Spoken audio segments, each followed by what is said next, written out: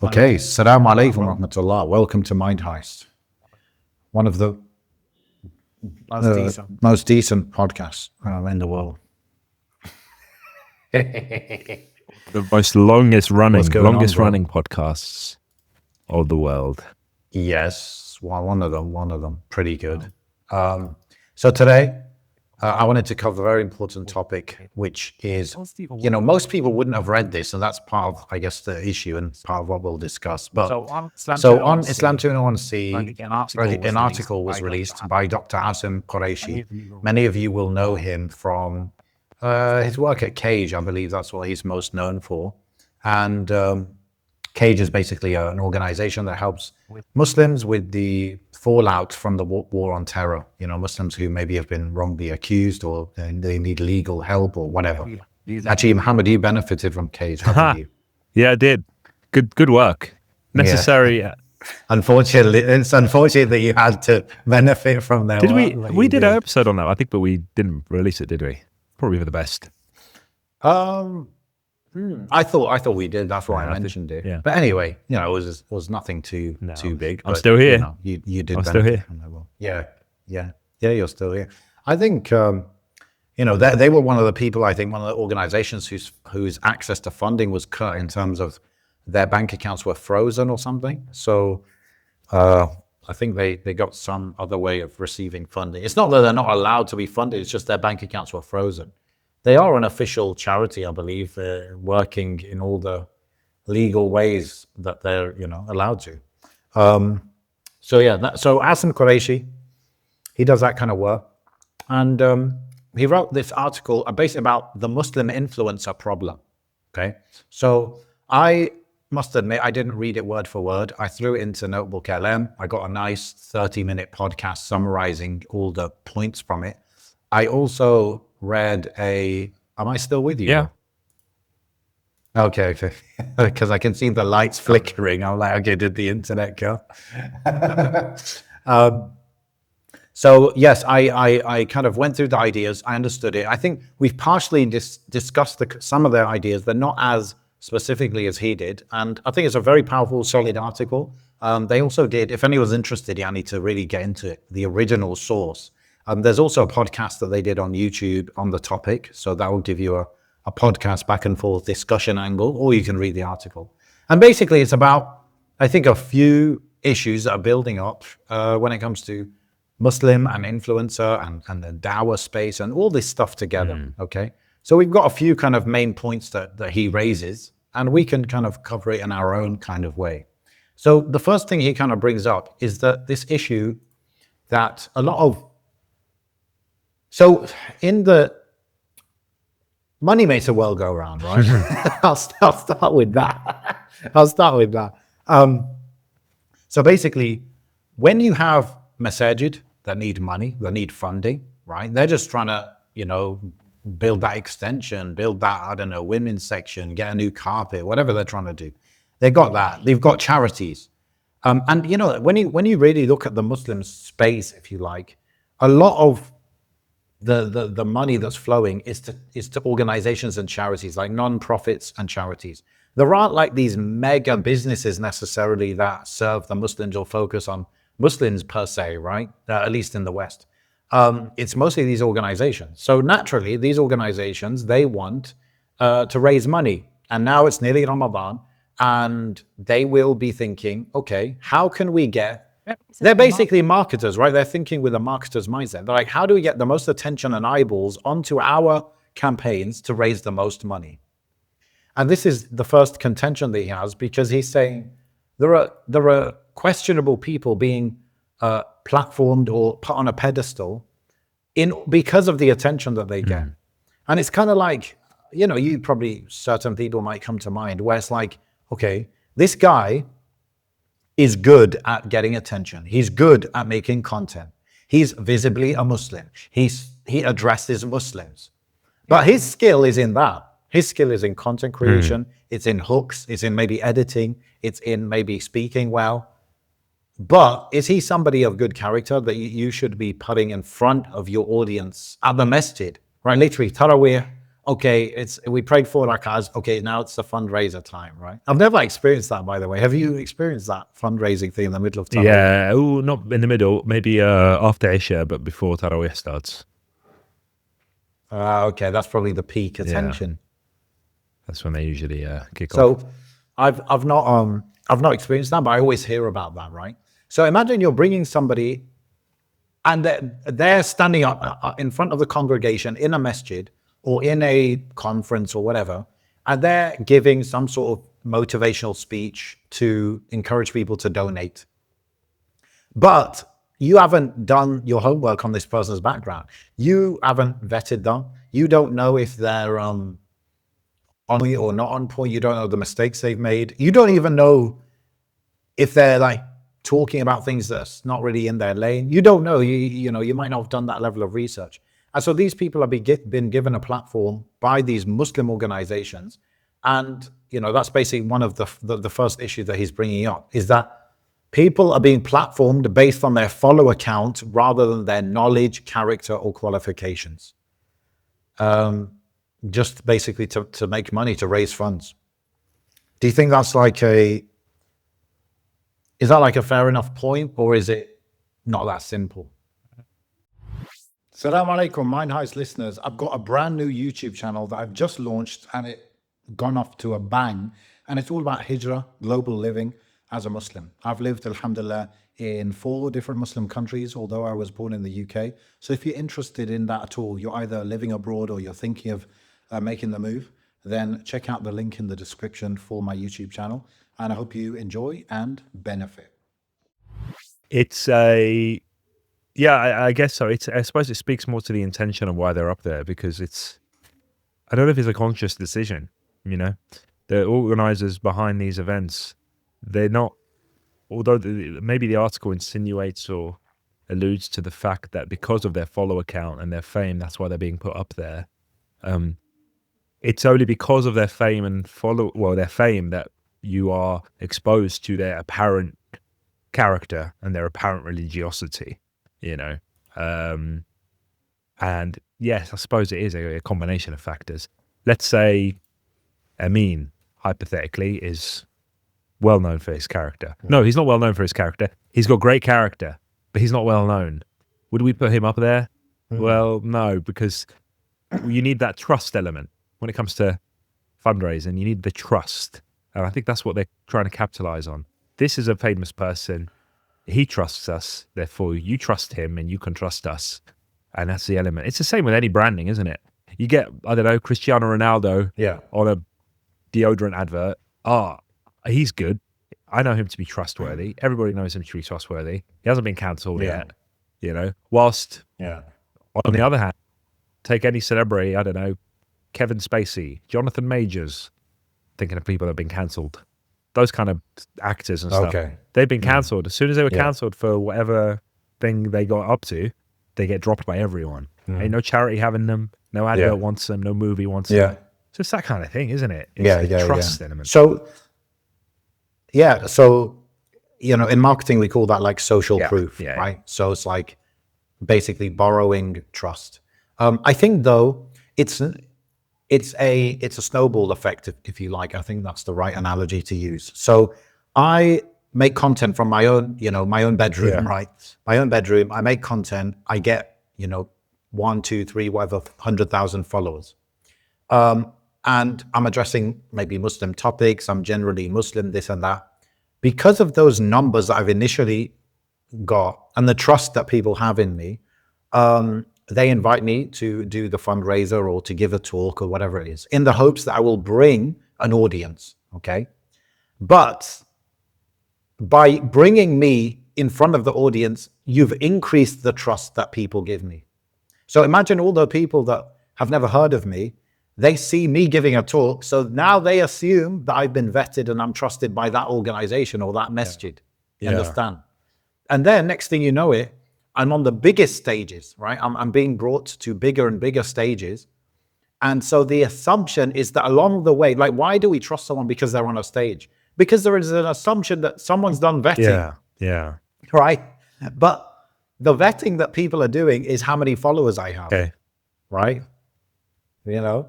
And you could, from a purely business point of view, you could say, that's fair enough. You know, Ronaldo's not been cancelled yet. So bring him, right? Bring him, Manish. We just want the eyeballs. But I think what he's saying is we need to have a higher level of scrutiny if we're going to actually increase this person's trust and follow account by platforming him. Right. And it's not to say, like, it's not to be skeptical of everyone and, oh, everybody must have some like skeletons in the closet. I think it's purely like, okay, just see what this guy's about. Does he generally stay in his lane? Does he talk about what he knows? Is his character like decent? Or are we exposing somebody, a bad, like an obviously bad example to the audience? And for example, like Andrew Tate is a good example of this, right? And I think he mentions this in the article where he says Andrew Tate was known, like Andrew Tate obviously had some baggage, you could say, from before Islam. He becomes Muslim. The baggage hasn't fully been shed yet. And you're bringing him on podcasts and you're kind of, not everyone did this, I'm sure. Like, yeah, I don't know who went down this lane and who didn't. But some people, he just became Muslim and you're a Muslim interviewing him. And obviously the audience is going to be Muslim mostly watching this. And you're asking him for his opinions on things. Yeah. Right? Hindsight is 2020 though, isn't it? That's the problem. No, but it's not. And I think that's kind of what the author is saying. He's saying, look, the rule, it's not, we're not picking Andrew Tate here. We're saying in general, just because someone's famous, it doesn't mean that, like, let's say they become Muslim, that we should platform them, we should interview them, we should start asking for their opinions, valuing their opinions on things. Like, for God's sake, Andrew Tate, although he's very good at speaking, he has some maybe good points in general. I'm talking about before Islam, but that doesn't mean his opinions are valid in all areas of life that he speaks on. Yeah. Especially, are his opinions aligned with Islam? And you're exposing what he's saying to an audience. You wouldn't, to give maybe an extreme example to make the point, would you bring a very well-spoken Christian missionary? He's a Christian missionary, yeah? He's very convincing and motivational and this and that. You bring him on your podcast with a Muslim audience. Would you do that? No, you might say, I don't want him to potentially cause fitna for the listeners, right? Now, Andrew Tate, I'm not saying when he became Muslim, you say, Halas, maybe Allah wiped his sins, he's sincere. But if you know he has some dodgy opinions, don't bring him in front of the Muslim audience. Let him, give him a year, give him 2 years, right? Let him cook, as they say. It's just not the reality we live with, is it? Like, for every 100 people that will make that decision that have podcasts, one person will. And that one will go viral because the people are hungry for that content, regardless, you know? Yeah. So everybody would be curious. As soon as you hear that statement, I'm not going to talk about him, but any example like that, someone becomes Muslim. Oh, why? You know? I mean, there was a, he's a brother now, became Muslim. He was I forgot his name. Was it Richard or something? Pro-Palestinian activist. Okay. I think I heard his name vaguely about that. Yeah, maybe it's good I don't know his name. Give him time, you know. But he was he became Muslim. He's obviously been very vehemently pro-Palestinian for many, many, many years. He became Muslim, and then he did an interview or podcast with Omar Suleiman, and I slapped that on my watch later, and I watched a little bit of it, and I was like, oh, sweet, yeah, this story sounds fascinating. Let me listen to that. And that's what it is. It's the story that they want, and in that's and I can roll with that. Yeah. I can roll with that. If you narrow the discussion to your story to Islam. Yeah. So do you think there was people that were doing the opposite or not doing that with Andrew Tate as an example? I think over the last, when did he become Muslim, Andrew Tate? Like a year, 2 years ago? Maybe, yeah. I think over that time, he's definitely been, spreading anything other than his story to Islam. Did you think that's on people's... in Muslim platforms? It Muslim platforms? Okay, I didn't realize. I mean, like, what could I specifically think of? I know Muhammad Hijab did the discussion. I have a faint memory of when he first became Muslim, and like a couple of guys. Yeah. I don't want to say names because I'm not 100% sure, but a couple of guys that had platforms put him on just to speak about why he became Muslim. But beyond that, I'm not entirely sure. And I know everyone was tiptoeing around that whole topic because did he not? Oh, he's still saying this. Oh, he's not. I mean, now he's like a loose cannon. Yeah. So. Yeah. Now it's different. Yeah. Yeah. But what I wonder what these people would say, like you got him on your podcast, let's say, or not even you got him on your podcast, for all the thousands or tens of thousands of people that once he became a Muslim, you felt the freedom now to retweet his stuff or share his stuff or this or that, which may have included maybe some, damaging, let's say, opinions. Now that he's turned out the way he is, what do you think about that? I just think maybe this is a little bit of I don't know if it's a high bar. I just think I take the point, you know what I mean? From the article, I think for somebody who has a platform, someone who has a podcast or a YouTube channel or whatever, that they should just think carefully about these things. And I think it's actually a very good moment when someone very famous becomes Muslim, interview them about Islam, their conversion to Islam. Don't ask them about, for example, the guy just became Muslim and you ask him, oh, what do you think about having multiple wives? It's like, you don't need to do that. Keep it to his story to Islam, his journey to Islam, and leave it at that. And let the guy do his thing for 1 year, 2 years, whatever. The article itself, from like memory, I'm trying to, because I read it all when it first came out, and I'm trying to flick through now. But there was also a video podcast. I've watched some of it where he went into more detail. From memory and from what I can see here, he seemed to really be. They're getting a lot of heat now. The Dawa scene, the Dawa guys, like there's key mentions of that kind of signposting here.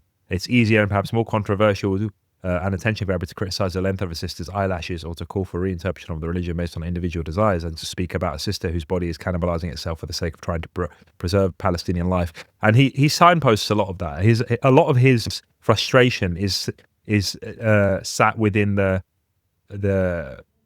Palestinian activism, right? Pro-Palestinian activism, and comparing influencers or Dawa figures or whatever you want to call them, who haven't utilized at least in his perspective, who haven't utilized their platform to speak up for Palestine as much as the quote-unquote nobodies who have and are literally, on hunger strikes and stuff. That's one of the points. And I remember in the video specifically, he was talking about how they've got too much to lose. They can't travel anymore, so they won't speak up, or they can't do this, so they won't speak up. So I think as timely and as beneficial as the article is, and I'm not taking away from it, I think to only look at it within that pro-Palestinian context or political activism context, I think it kind of reduces the impact it could have, because I think the issue is much wider than, oh, well, if X, Y, Z influencer starts talking about Palestine, does that give them a green card to then talk about anything? Palestine is a very important issue and a very important topic in our ummah, but it isn't necessarily the be-all, end-all of our religion. And I think there's been more, in terms of deen and the damage to deen, there's been other issues that people like this may fall into, and I think I guess this is one example. And I think that was the main take on it. It's the political activism and the lack thereof from influencers, because they've got something to lose. Yes. So that was like another main point that I think he made, which was, I guess it was like having an audience. So there are roughly 3 types of Muslim creators or influencers. There are those who are going into it from day one to do dawah, right? To basically call people to the religion, whether it's Muslims coming closer to the religion or non-Muslims. That's one category. The other category is someone who's doing something else completely. Like they're doing cooking content, but they just happen to be Muslim, etc. But I do think there's a bit of a third category, which they kind of discussed on the podcast, which is somebody they're not doing da'wah, but for example, they might be talking about weight loss. They might be talking about weight loss, but then because they're Muslim and their audience is Muslim, they do throw in stuff in there, which is Islamic, which is related to hadith about health or whatever, And so there are these like 3 categories. And I guess he's just saying, like, what's the point of your audience that you've built if you don't use it for the sake of Allah and use it? I suppose that's what he's saying. And it's like, I struggle with it a lot, to be honest, like this discussion, because on one hand, you know, I think about it a lot. I've written about it. I've written my own articles, to be honest. But at the same time, like I've been in the world where you know, trying to give dawah online, but also like stepped back from it, you know, actively. Yeah. But at the same time, I think that's the thing about Islam, is that no matter what you are, if you're practicing, you cannot help yourself. You know, you can't help but be seen as that, no matter what you're doing. You could be a web designer, you could be a marketer, you could be a coach, you could be, as long as you're practicing, you cannot help but share the beauty of this religion whenever there's something, you know, if it's a personal brand. Yeah. Yeah, I'm going to probably put a tweet or two up every now and again about Islam or the Quran or an ayah or whatever. Immediately, I'm in that box. Yes. It's very difficult to produce, you know, secular content, quote unquote, let's say cooking, without ever appearing like, oh, you're actually, I'm going to put you in that Muslim crowd because these Muslims are following you. You're following those Muslims. Oh, look, you got a feature from this person. Oh, someone shared it. Oh, you're on this guy's podcast. Yeah. And suddenly you're part of the dawah gang, especially if you make something, if you hit a radar at any point in your career for any statement. You know, it could be you I don't know, you make the headline because you don't want to cook a cake for a lesbian birthday party or something. Do you know what I mean? Yeah. Suddenly you have to defend yourself Yeah. online. You have to put a statement out. You're part of that dawah gang. You've made some sort of dawah there. You can't strip the two. Yes. I think it's pretty nuanced. You're right. Like, maybe an example where this would fully apply, the whole, for example, Palestine thing is if the silence is deafening, basically. You know, there are some people, their full-time job is not, it's not like they're running a business and they promote the business on social media. No, their whole business is making content, right? And then they're putting like their day-to-day life, they're putting regular stories up, they're putting, you know, get ready with me videos, they're putting a day in the life videos, all of this stuff. And then Gaza has been, you know, obliterated over the last 2 years, and you've said nothing, or you've said something once. I think I understand the criticism towards those people. But the people who are like, yeah, I'm a cooking channel, I just think that's a bit different, because a cooking channel, you might just do a 60-second cooking video every day or a few times a week. And it's like, it's less personal, it's more topical. Yeah. And so that might be different. So I think, I think there's some nuance I've seen there. some, There is some nuance cooking there. channels that have like deliberately made a Palestinian dish, and then they've added something on there to highlight some form of activism. You know, and I've always, And maybe I think he's saying that is the type of thing that they should do. At It's least, not that they, you know, need to change their whole content about, you know, but he's like, you know, you can't, you know, basically, bro, people are being murdered, bro, every single day. And this is one of those conflicts where it's extremely one-sided. The media coverage was always very biased in one side. And so it seems like a kind of place where you could have an impact if you would do something. And then he's like, well, you purposely didn't do anything. So I think it's for a certain category, certain group of people who are very much like avoiding it, which is not the majority. I think we're losing. I think maybe my fault. But I think we're losing the focus here, because the focus actually wasn't on those people, was it? It was on specifically, you know, saying easier to criticize the length of a sister's hijab or interpretation, length of her eyelashes, or so he's actually talking about those who are in dawah and who are making YouTube channels. Like, no cooking chef guy is going to start talking about eyelashes. You know, no one like. Okay. It's actually just going to be the da'i that's trying to, you know, command the good and forbid the evil. But they are not talking about. And it's probably talking about people that are like in dawah, but generally like, okay, those that are in Muslim countries. You know, you get a lot of brothers that did dawah or moved to the UAE and they go a bit quiet, you know, and that's a well-known thing. But we're not stupid to why that is either. Like, we can't like. Okay, you know, we spoke about Cage earlier, my interaction with Cage. I'm not going to go into too much detail, but I've been on the receiving end of silencing, you know. I was interviewed by the police for 4 hours and then constantly Schedule 7 after like 3 or 4 times. They've left me alone for a few years now, or a year or whatever. But I knew, and they specifically mentioned my Twitter stuff. And I remember like at the height of it, I was getting like 5 million impressions. And like even now, if I did I did an algorithmic check on my Twitter account because X's AI had a little bit of a leak where you could see how it treats your, how it categorizes you and if you're shadow banned and all this stuff. I remember actually, I had a really good look, and it was like it categorized me as a pro-Palestinian account and all this stuff, but not within a account type that would be throttled or shadow banned, because I don't use any derogatory anti-Semitic language. I don't use any anti-Semitic tropes. Like, it actually said all of this out. I don't know if it was meant to, but everyone said it was a leak. But I also then put other accounts that I knew into that, and then I could see the difference. Like, I knew this guy was a bit colorful with his language and stuff. And yeah, he was shadow banned, and 80% reach has been taken away. Anyway, so what I'm saying is I've been on that receiving end, and you know what?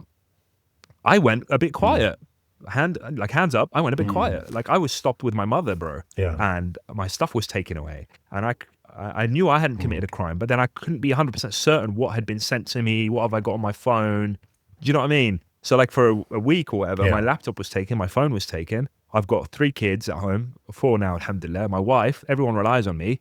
And I was just like, did I make a difference with my tweets?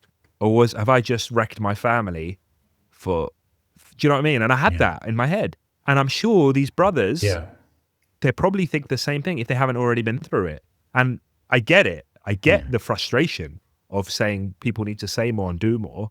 But I'm also very aware of like the individual responsibilities people have and whether what they did was worth it. You know, some may argue it is, some may argue that's always a debate in your head. That will always be a debate in it, because you're like, you always, I know I do this myself a lot, like a lot of like kind of risk assessment. That's how my brain works, you know, and maybe that's wrong, to be honest. Maybe shouldn't be so concerned about the risks, but it definitely will always be a debate in your head. Even him, you know, Asim Qureshi, who's very brave and he's done a lot of courageous things, there is always going to be some level of debate about in his own head about, is this worth it? Is it not worth it? And yeah, like there are ulama, again, who have the same debate, whether like, do I speak out about this? But if I do speak out about this, I could be silenced for the next 10 years and I can't do my dawah anymore. So is it worth it? Is it not worth it? Some people, they believed it was worth it and they paid the price. And some people, they're like, well, maybe it's better if I could just at least keep this basic level of dawah going. So people make different decisions. I don't think it's clear cut. Even the problem is like the rules aren't clear cut anymore. Like, I didn't know what line I'd cross just to receive that, because as you could see from the assessment, I don't say any like quote unquote anti-Semitic. I don't even believe half the stuff that, you know, people talk about conspiracy theories and Jews and stuff. Like, whatever. I'm not that guy, to be honest. You know, it's very clear that my issues with Zionism and the political entity that is behind the Israeli state right now. So that was, you know, but then I remember calling up Cage and they went through my Twitter account at the time that I couldn't get into because I didn't have any devices. And they were like, oh, this tweet might have been an issue. Oh, this one might have been. So I'm thinking like, well, this is what people are worried about, because they don't know where the lines are. The rules change every day. And, you know, one day you can say from the river to the sea, the other day it's banned. Like, where do we stand? And I think it was a very difficult time. It still is a very difficult time for a lot of people. And also there is that notion, and, you know, I hate to say it, but it's like, I'm a drop in the ocean. Like, the waves will keep, like, you can have the largest protest in the entire of the UK and it doesn't change anything. So what's 1,000 tweets going to do? You know? Wallahu alam. I'm not saying, you know, I'm not stopping people, but I'm saying these are the thoughts that go through people's heads. Yeah. Of course. Yeah. I think that goes through everyone's heads, even people who actively engage in this stuff. They wonder these things. You know, I guess I was more of a skeptic of exactly what you're talking about. Like, does it have an impact? But, you know, I'm pretty convinced that, I don't exactly know how, but it has had an impact, you know, for sure. Like, the tide has turned 100% in this topic, you know, and that's because the new mainstream media is social media. And so if you flood these platforms with certain content, that it just, you know, persuasive content, if you like, towards your cause, then people will eventually get persuaded, you know. So I suppose But then you could say, okay, then when people are persuaded, then what? But somehow it seems to have had some sort of impact, even, for example, the discussion happening within the Republican Party about this, like how much should we support Israel versus just focusing on our own country. I think there's no doubt that type of discussion has been triggered by people talking about that topic. Like, wait, why are we doing this? Why? Yeah, like Tucker Carlson. Yeah. Tucker Carlson is a big one, yeah? Now, you could say he's got a huge platform, blah, blah, blah. But in the end, he's on the same platform as you. He doesn't have a TV channel behind him anymore.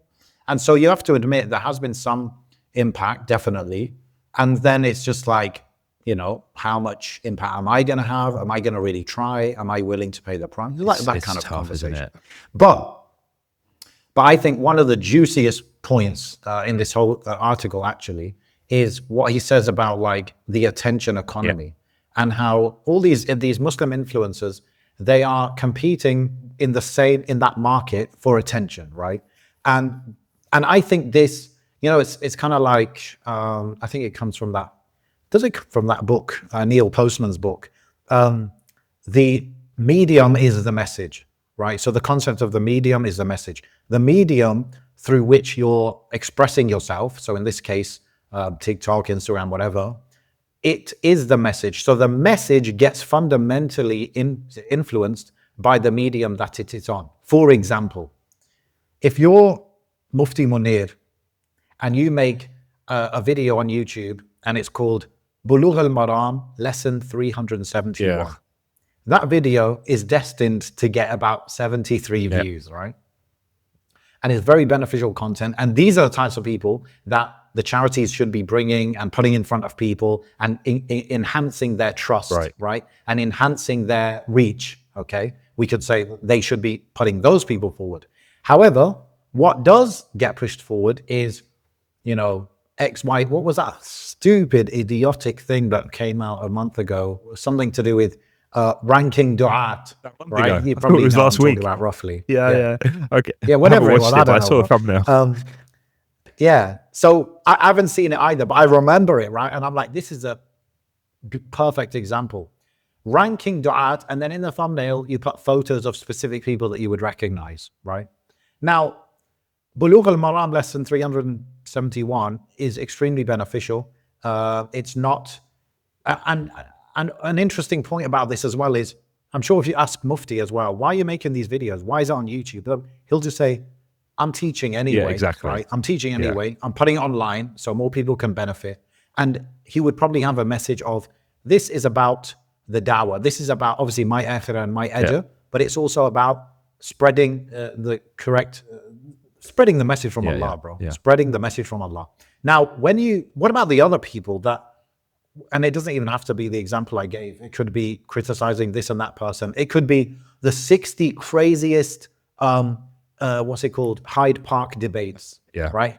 And it's like, it's like clipped up and it's not like even beneficial. It's just done in a hypey way. That owns.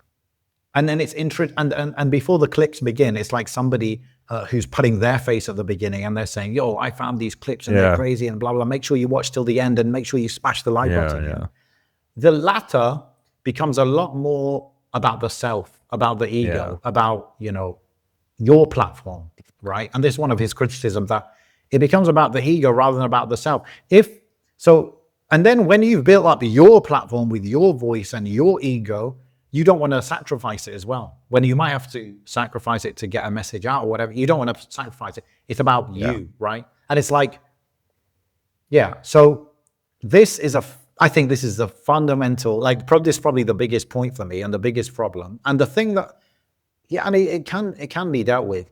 And the issue is the game that, although people are Muslim, and they have their aqidah and they have their beliefs and all of that, but they play the game and they play the algorithm game, which causes them, and there's nothing wrong with playing the algorithm game, but as Muslims, we actually should have, I think, some guardrails for ourselves in terms of don't go into deception territory, don't go into maybe overgeneralization territory, don't go into misleading territory. Like there are certain guardrails that we should have.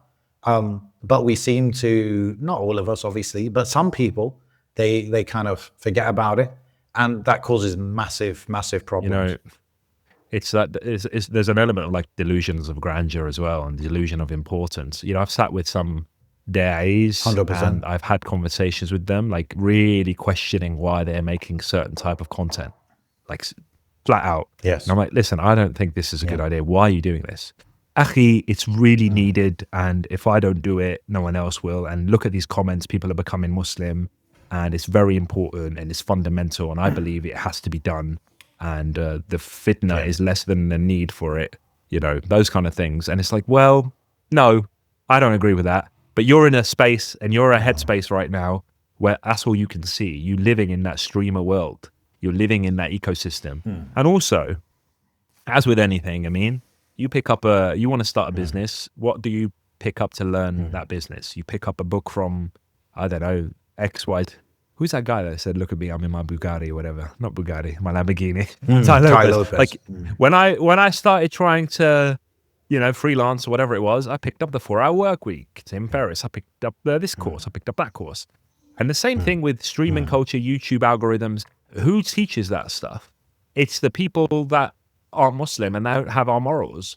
And like you have to sift through the halal and haram of it. However, algorithm and clickbait and all that stuff, there is no clear defined halal and haram for that unless you're really paying attention. You could be absorbing lessons that aren't actually ethical without realizing. Like with business, you could say, okay, I'm going to look at this this business model. Oh, there's a loan element there, interest element. Okay, I'll skip that. Let me see how I can navigate past that. But when it comes to like making YouTube content, some people will just think, okay, no music, no naked women. Right. Okay. All right. So I need to do a title like this. I need to do a thumbnail like this. I need to,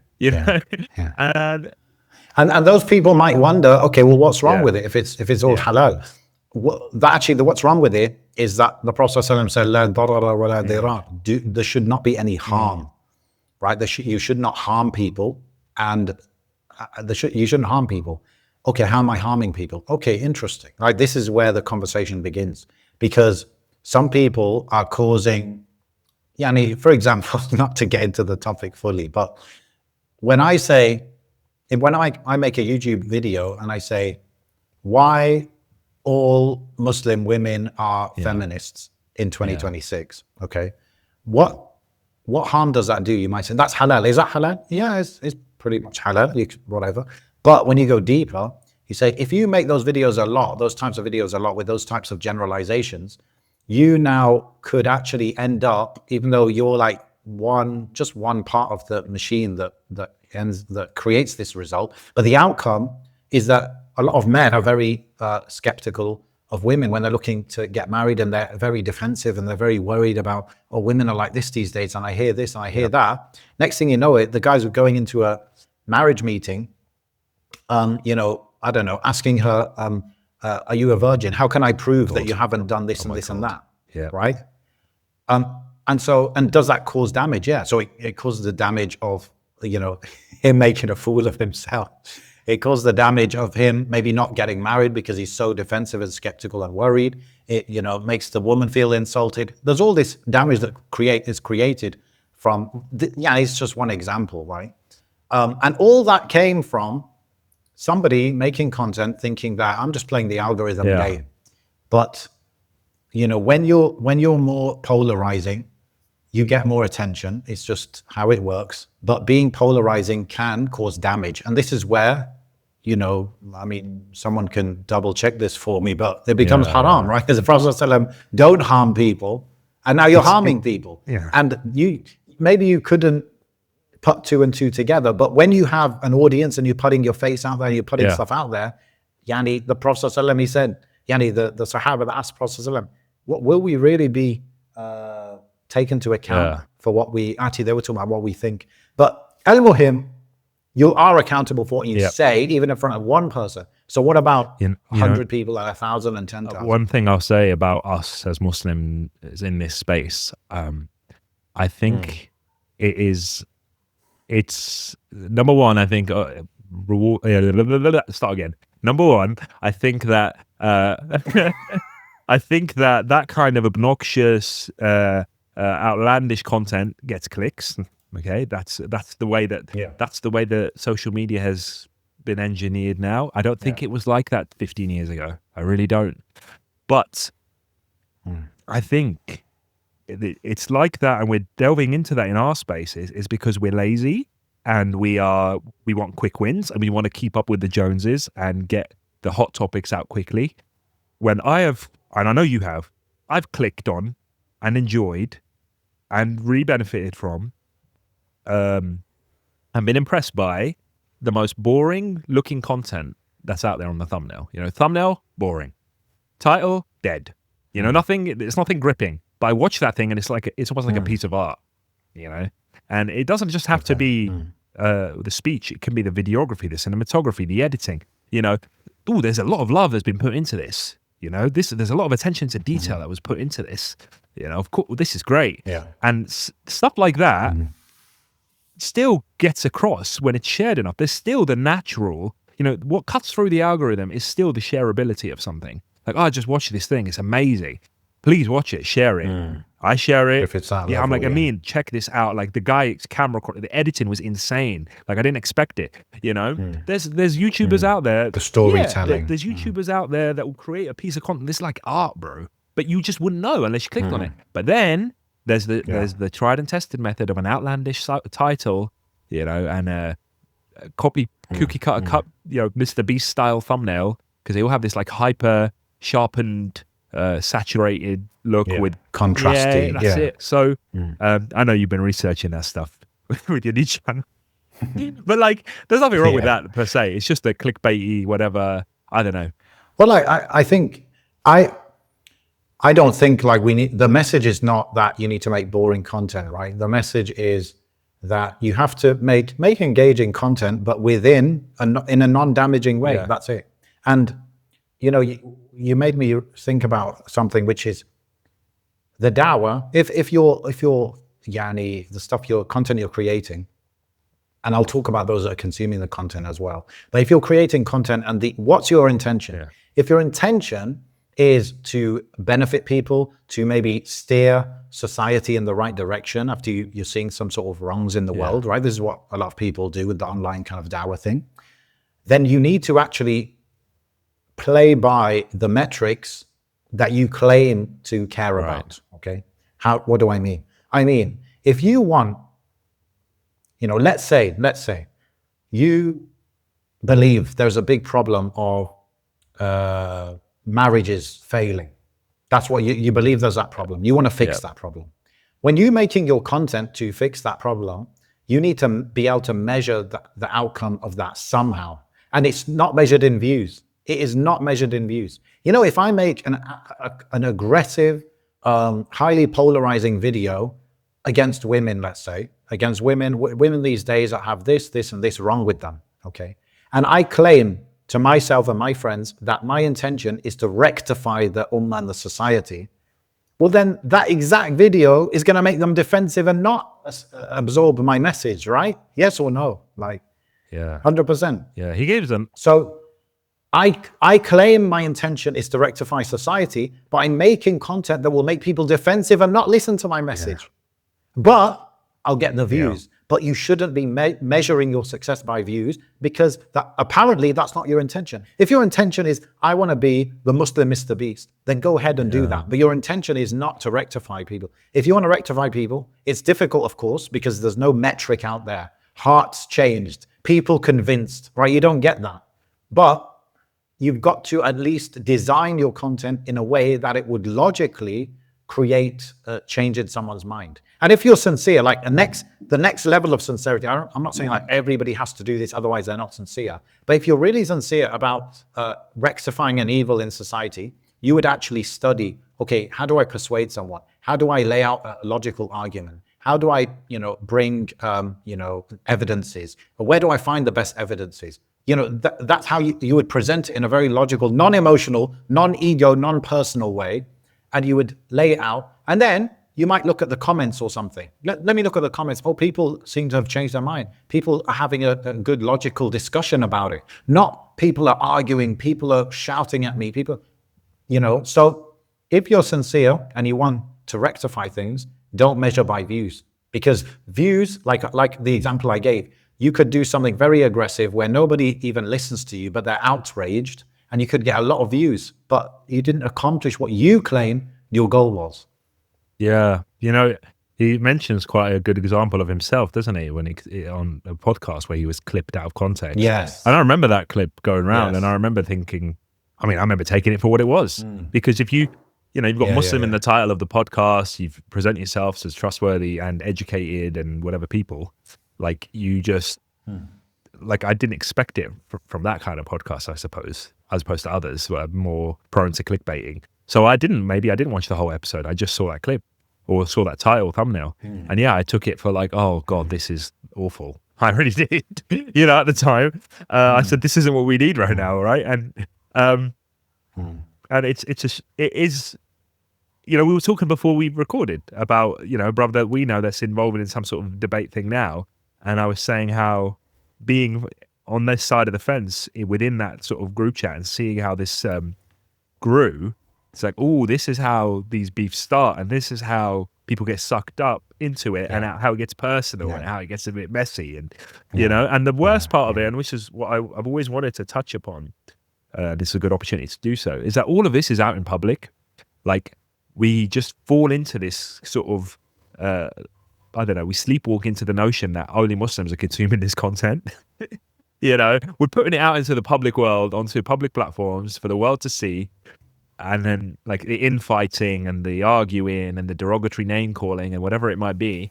And then we forget that, that evangelist or that Christian apologist or whatever has just found this clip and now he's going to run wild with it. Oh, look at these Muslims, And it's like, oh, we were just talking about how like one ummah, and now we're beefing out and putting our dirty laundry out there.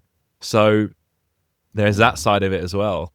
And yes. We don't want to do that though, do we? We don't want to rectify issues. Like I've seen people, targets of, I can't remember who it was, Nouman Ali Khan, for example. He had some sort of disagreement with someone. Someone made a video about him publicly. And then I was listening to something of his where he kind of said, this guy came to me privately, I had a discussion, we had back and forth, everything seemed cool at the end. Then he went out and made a video about me as if we weren't cool. Like, it's like me and you having a bit of a disagreement. You know what I mean? Let's agree to disagree. Say no more, Muhammad, it's fine. We shake hands, we say goodnight. And then tomorrow you release a video like, reputation of this bid'ah guy, like stuff like that. So, it's messy, bro. And I hate it. I really do. And I think that's what a lot of this commentary is. It's about that kind of drama and what's more important. The genocide or this. Yeah. And I just, when you see, so, like this beef that we were talking about now, whatever this disagreement, debate, whatever it is. Yeah. For me, like let's say I make content, someone disagrees with it. Again, bro, it just comes down to the intention, bro. The first hadith in Arba'in an-Nawawi that everybody probably has studied, or they at least know about, the hadith of intention. Yani, if your intention is to do something good, you make the intention and then you must act in a way that leads to that intention logically being carried out. Okay. So if I'm making videos to do something good, and then you message me and you say, I think there's something wrong with your videos. If I am sincere and I'd actually had the intention of helping people, I should be all ears. I should be desperate for feedback, desperate for ways to improve, desperate, also keeping in mind that we're going to be held responsible for what we say, right? And according to the amount of people that heard it and weren't maybe negatively influenced by it, I should be desperate for the feedback. But what do people do instead? And I think that for me, this shows your lack of sincerity. When you say, no, don't want to hear your feedback. No, you're wrong. Then when I refuse to listen to you privately, let's say, now you make a video publicly saying, okay, I spoke to the guy, he didn't want to listen. Now I'm going to reveal his faults in public.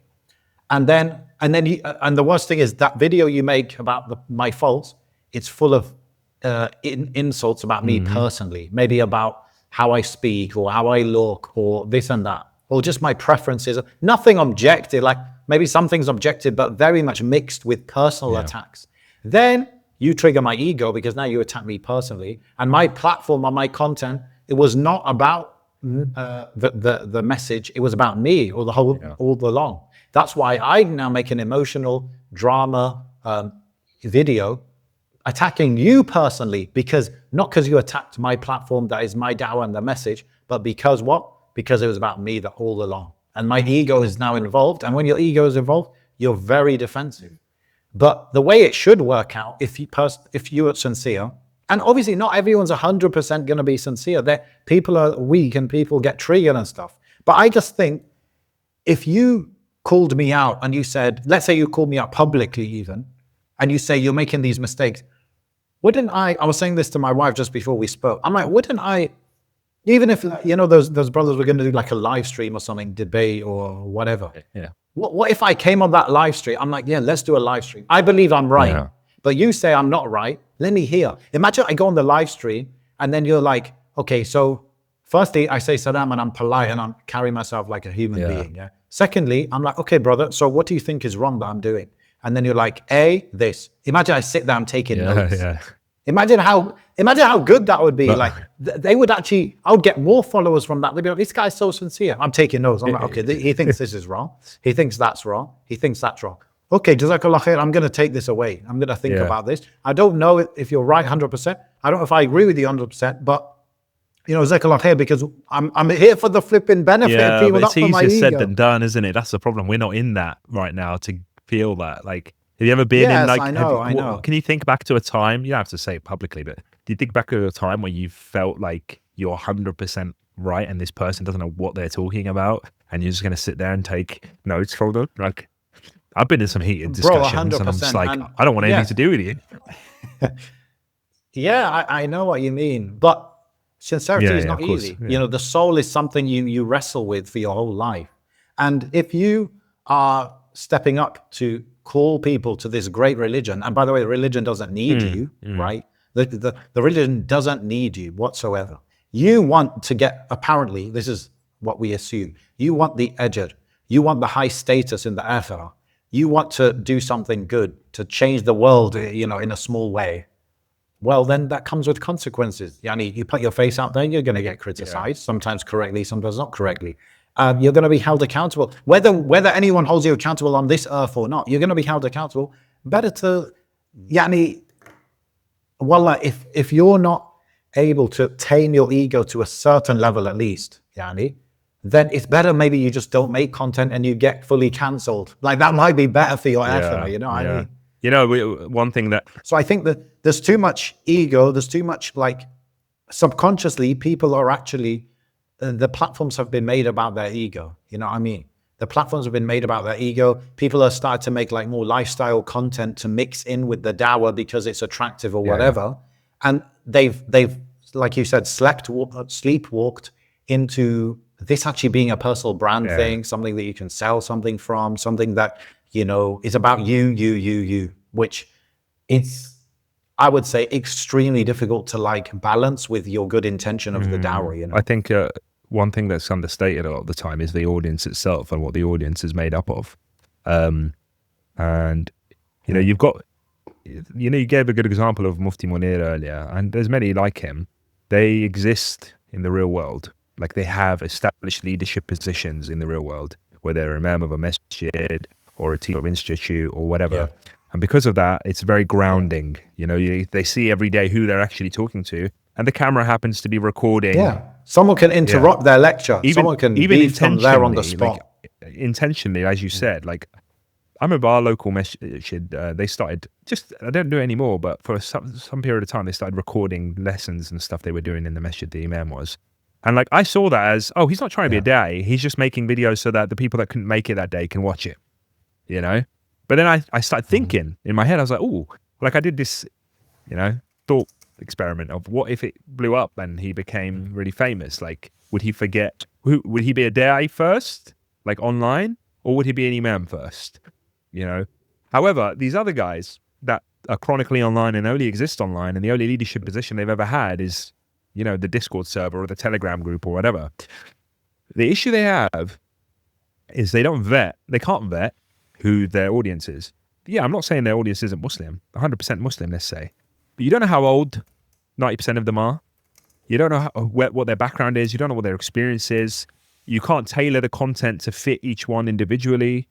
And what ends up happening is you could have 100, 1,000, 10,000 14-year-olds, 15-year-olds, 12-year-olds even, that are hyping you up because they all speak English the same way and they all type the same way. And you just think, look at all my peers. Look, my peers think I'm right.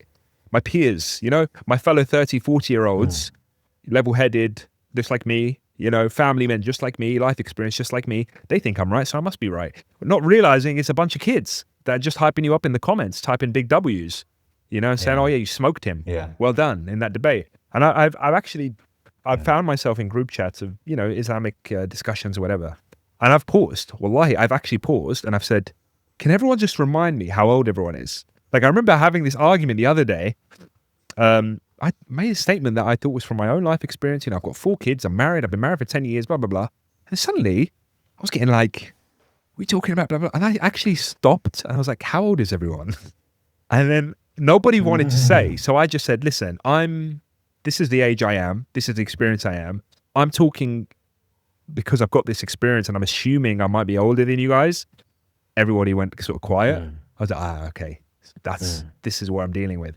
But you get wrapped into it. If you get put into a group chat now, Islamic brothers, whatever group, your just natural assumption, oh yeah, this is a bunch of 30-year-olds, You have no idea there's some 12-year-old sitting in there because he wants to learn about, there's none of that. It's all like smoke and mirrors. Yeah. So when you do get your outlandish dawah guys that are acting up a bit more, not realizing they're feeding off this childish energy that they don't realize they're absorbing because their audience is kids. Yeah. SubhanAllah. I've seen it. That's not very masculine. For example, I won't name the guy, but I saw one of these guys, present themselves as a da'wah figure. He was having a debate online with someone, a disagreement, whatever. The guy is reciting ayat of the Quran and trying to argue against him. And he's going like this and like shooting himself in the head and making these stupid, wallahi al-azim, bro, I can send it to you later. Like making these stupid, as if like, oh, what is this guy talking about? I don't care. I'm thinking that's not a grown man. That's the childish energy that's in your Discord group. That's feeding you that kind of behavior. You know what I mean? That's crazy. That's crazy. That's crazy. But when, honestly, man, when you go back to the supposed intention of changing lives or educating people, look, I just opened Hadith Disciple YouTube channel. Okay, he has uploaded 5,800 videos. Okay. Yeah. And the average video has about 1,000 views. That's average. Okay, 1,000 views. So a lot of people would say what's this guy on? Wasting his time, this and that. But bro, out of those 1,000, the guy's thumbnails and titles are so dead, bro, that the level of engagement in terms of cognitive engagement per view must be up there, right? Up there. And so if you make a video, you get a lot of views. Well, it actually doesn't mean anything depending on your intention. If your intention is views, it means something. If your intention is benefiting people, changing people's minds, whatever it is, it's completely different. Another example is, AMAU, Madrasa Umariya. So I just went on their channel. I'm assuming their average views are much higher because they always had beautiful sets, beautiful editing, and they also put out a lot of content. They put out 3,000 videos. It just shows how much Ustad Abdul Rahman is an encyclopedia. Man. He could just go for days and days. So their average views is it's about 16, 17,000. Okay? But again, none of this stuff is drama. None of this stuff is polarizing. Yeah. It's just, do you want to learn this? Look at this video, 91,000 views. Do you feel your iman slipping? Watch this. Yeah.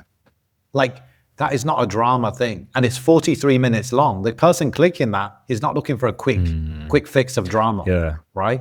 So think about the quality of your views versus just quantity. Every one of those figures, it's hard to find a figure that wasn't, but every one of those figures has had a point in time where a drama of theirs spilled out into their content.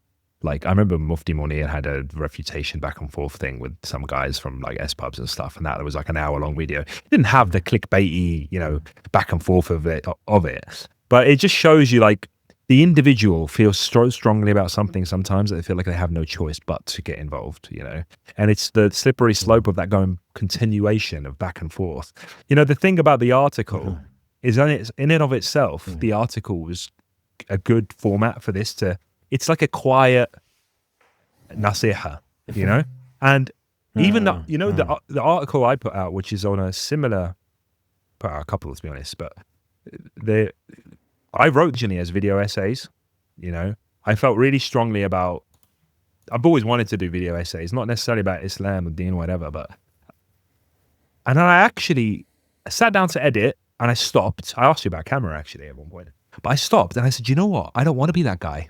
I don't want to start doing this content on YouTube and just becoming one of those guys, I'd rather, but then at the same time, I didn't want to just like bin this thing I'd written.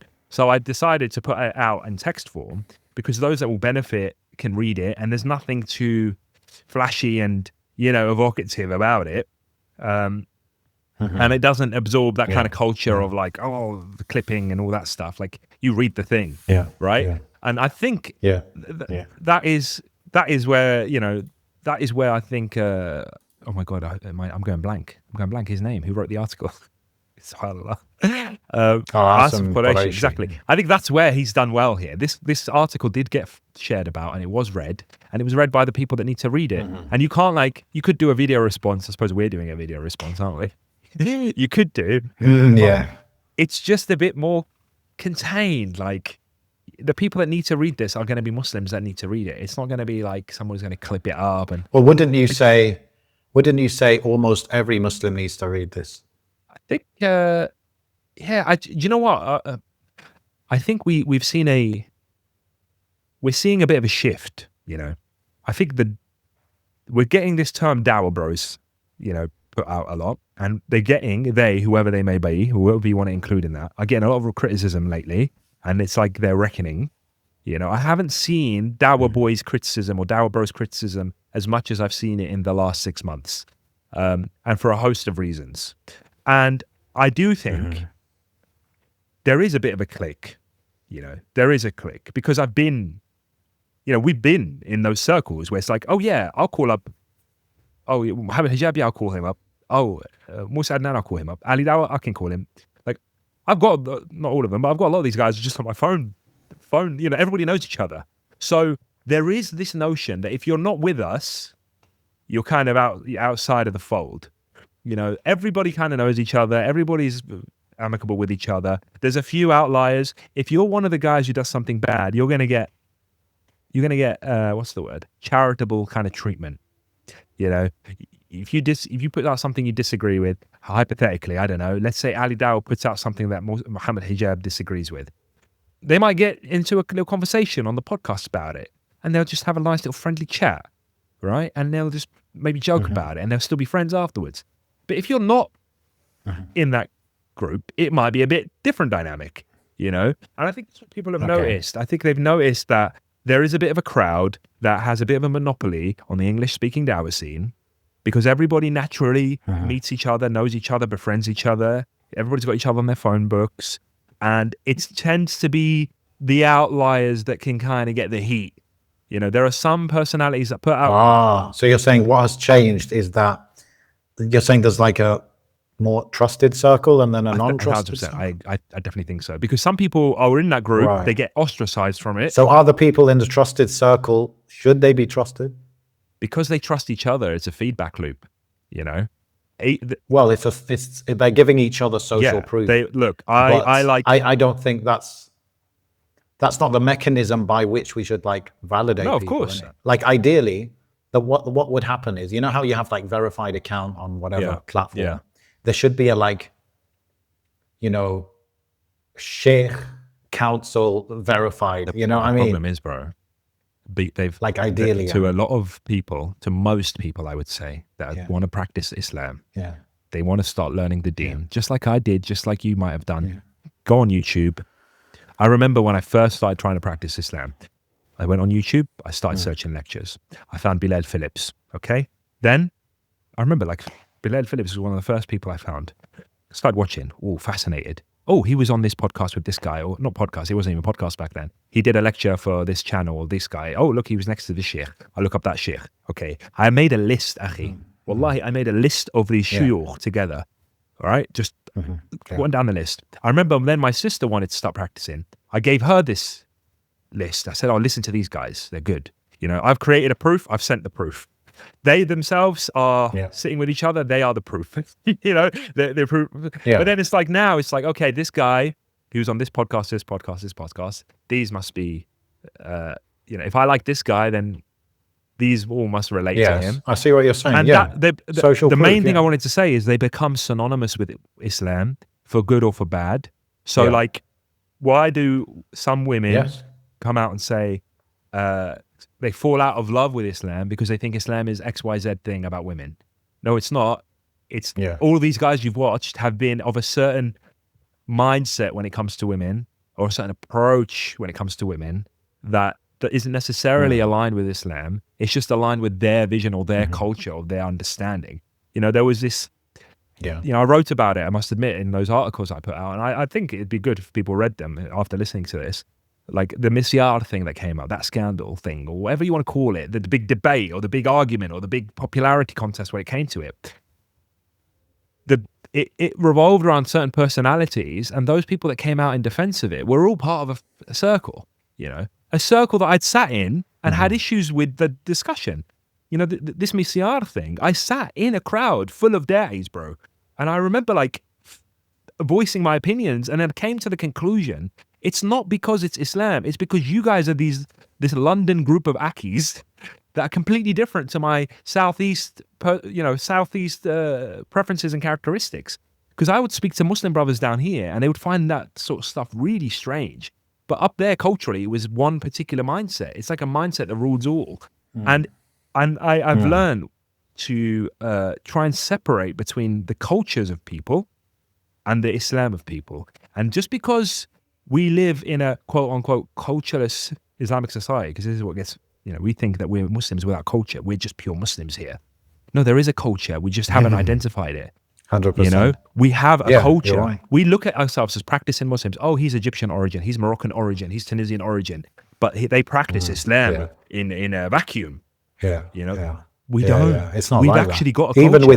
Even within monoculture or homogenous Yani societies, okay, like Algeria. In Algeria is 99.9% Sunni Muslim, 99% Algerian origin, blah blah blah, and you still have all these subcultures. Yes, we have got.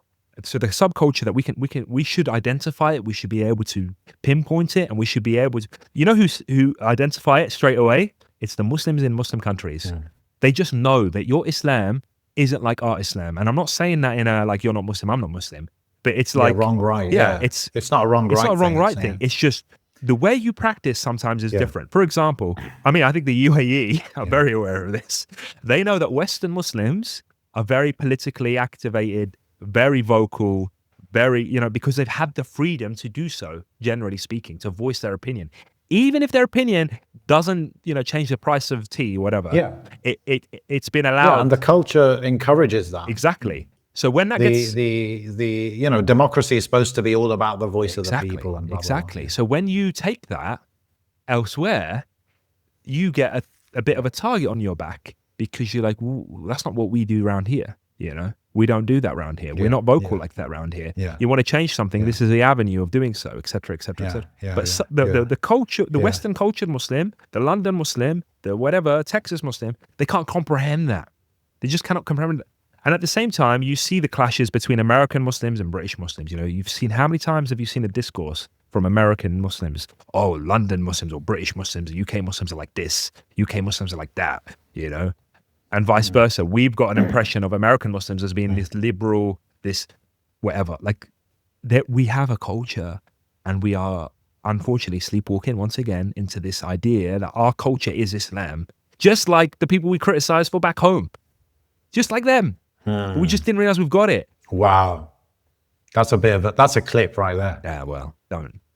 Put a title. Have to clip with the clickbait title. But Yeah. it's true though. I think. No, that 100%, bro. Like your culture is just what you consider to be normal, and that's why it's hard to realize what is your culture and what is reality or Yeah. truth, because you can't. It's hard to see it while you're in it. You almost have to, like they say, the goldfish doesn't know he's in Yeah. a tank, Yeah. a fish tank, until you take him out of it, and then he sees the Yeah. tank in front This- of him. So that's true. And sometimes your culture does take you to objectively wrong territory, Yeah. right? And sometimes it actually takes you into very good territory. But I suppose that's where ultimately like actual knowledge of Islam helps you to differentiate. Yeah. There's one more point, and I'm sorry for rambling.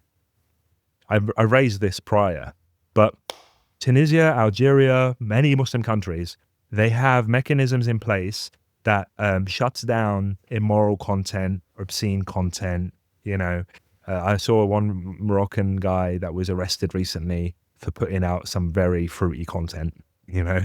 I've seen Tunisia pass laws about TikTok and all sorts of stuff. It's not even about religion here. We're not even talking about someone saying something extreme in the deen or something like that. We're just talking about morality, as it's understood by that society and that culture, And I am 100% convinced, Akhi, if some of these guys, the content they put out, if they were doing it in Algeria or doing it in Tunisia, with the kind of like, that kind of Tatism spin on it, they would be locked up as well. But because England has that freedom of expression, America has that freedom of expression, they're just allowed to get away with it. The quote unquote anti-Semitic, whatever you want to call it stuff. And I'm not talking about the Zionist criticism. I'm talking about the real like Jews are X, whatever, that people get away with in America, and they get really. There's certain Muslim countries, I'm convinced you get locked up for stuff like that. Because their issue really, a lot of the time, yes, there is the cafe culture and the talk about Yahud and whatever. And generally they're talking about Zionists there. But there are Jewish populations in some of these countries, that are protected people, that have rights, that have, a government look, So if you're making inflammatory content that's calling out, oh, they're all scheming and they're all this and they're all that, and encouraging people to do stuff, which some of it is, right? Why was that, why there are attacks and whatever in this place and that place against this population, that population, this minority, that minority? Because it kind of stems from somewhere.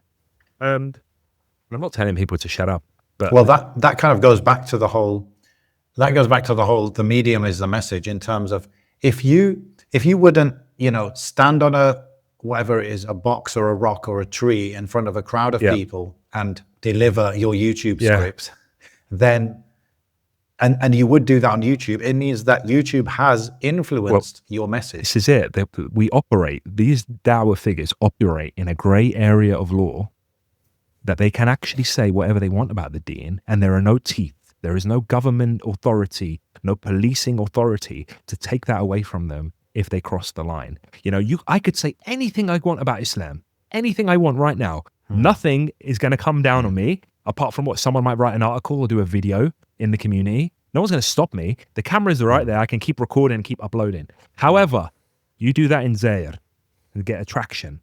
Did you know Islam says I can, enslave people, hypothetically. I can enslave people. You can enslave people too. And just keep doing our rhetoric. And people start sharing that. Tabor is going to be knocking on your door. Because it's about the morality of society. Probably, it is, isn't it? You can get away with it. Like, I was just going to say that back in the day, there was a self-correcting mechanism where if a random guy starts talking, firstly, no one pays him any mind, right? Because if he's not backed by someone, he's not taught by someone, he doesn't come from any lineage of scholarship or whatever. It's the fact that everyone has their own megaphone, which is the YouTube account or a Instagram account now, that has changed that dynamic. And so in whatever Muslim majority countries, you could say a lot of questionable things. It's only when it crosses the line into like what you're saying, which might actually have a very concrete, tangible impact, especially when it comes to security and stuff, that the authorities are going to get involved. If I keep talking about a different point, let's say, I don't know, man, a woman doesn't have to obey her husband, right? Even though the Sharia is against that point. no one's going to say anything. I could keep repeating that What the, all day because even though it's wrong, but what what I'm saying like is that the government the doesn't really care culture about of that. your society is quite Yeah. it dictates what is allowed and what isn't. The issue we have is that we have so many competing cultures in the West because we don't have Yeah. this, like, the London guys are different from these guys, but even the London guys, Yeah, we don't have a yeah, even the homogenous London thing. guys, Yeah. they borrow from different places. Like some of them are Afghan culture, like Afghan influence because they're from Afghanistan or their families were. Yes. Some of them are from, Yes. West Africa. Some of them are North Yeah. African. Some of them are from, Malaysia, Asia. Like everybody's got this different influence that they think Islam is, but then they also mix that with whatever the West has taught them.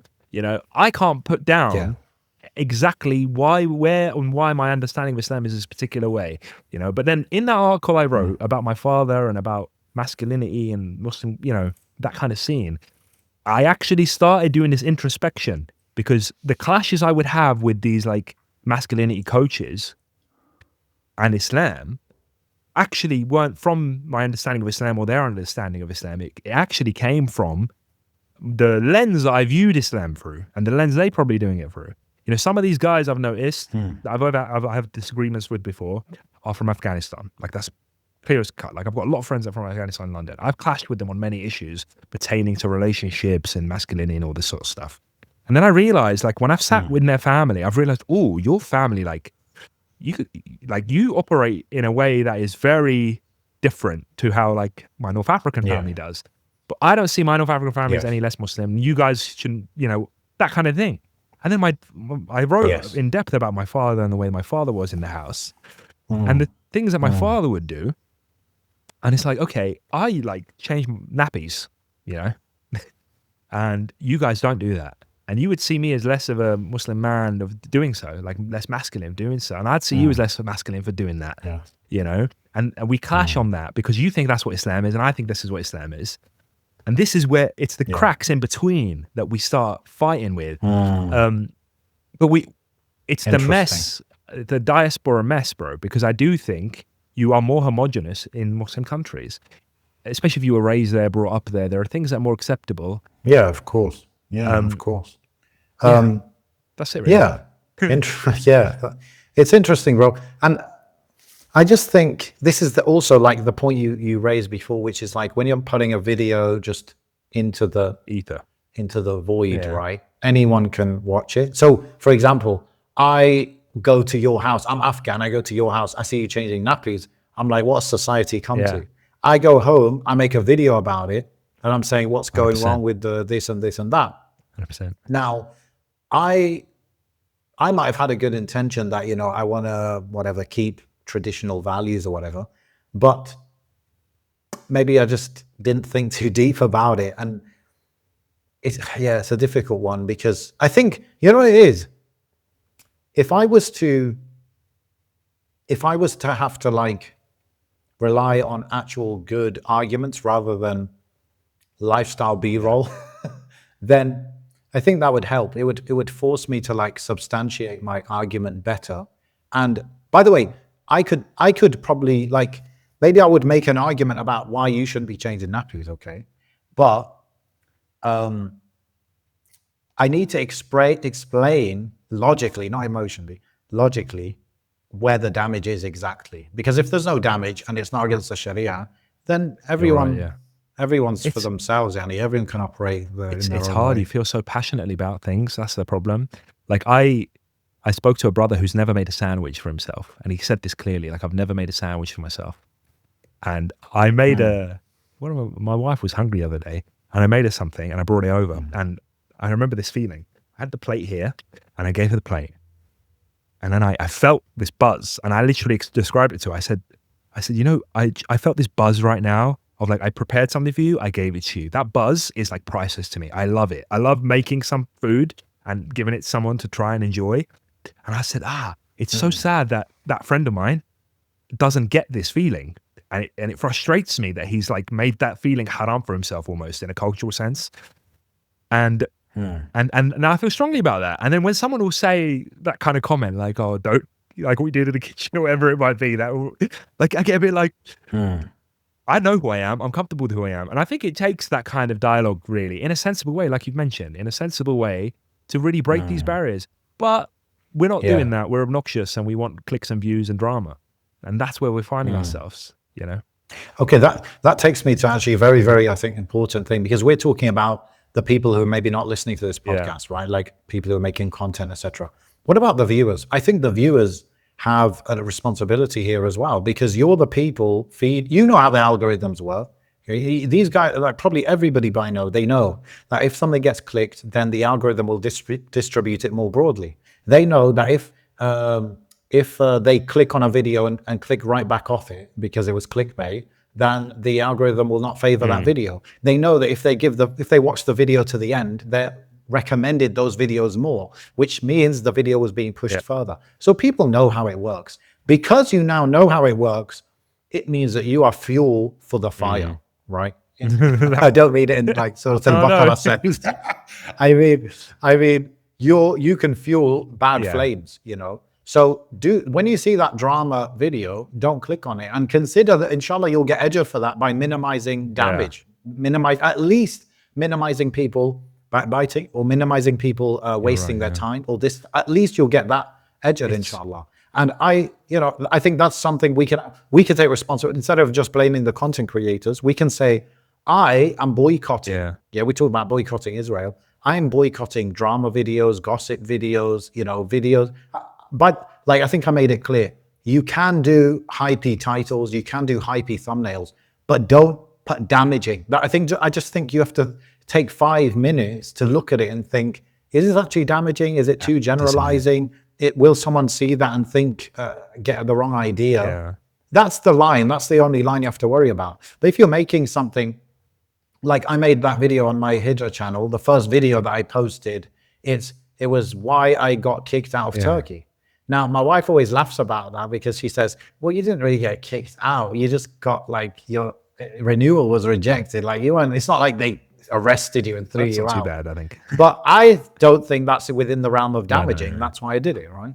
So I don't think you have to make plain, stale, boring content. But I think us as viewers, we have a responsibility as well. It's hard, isn't it? Like, I just think that thing about being synonymous with Islam is it's the troubling point of all of this, because it works both ways. Like, there's some people that are out there that are putting out secular content, so to speak, and they might be practicing and doing everything, bro, everything, but you don't see them as authorities in whatever field of Islam, whatever it is, like people to be followed, because they're not practicing enough. You want the vocal inshallah, mashallah guys to produce content. But then you see those guys and then you think, oh, this is Islam. This is what Islam is. That must be Islam. And because a lot of them have those relationships, you just see this is Islam. Anything against these guys is anti-Islam. And it reminds me of like... But wouldn't you say like we have more diversity in the content being put out than ever before because of the freedom to post content? I don't think we allow ourselves that. That's the problem. I don't think we allow ourselves to accept that diversity because it's not part of a clique that has a monopoly on the deen when it comes to the dawah field.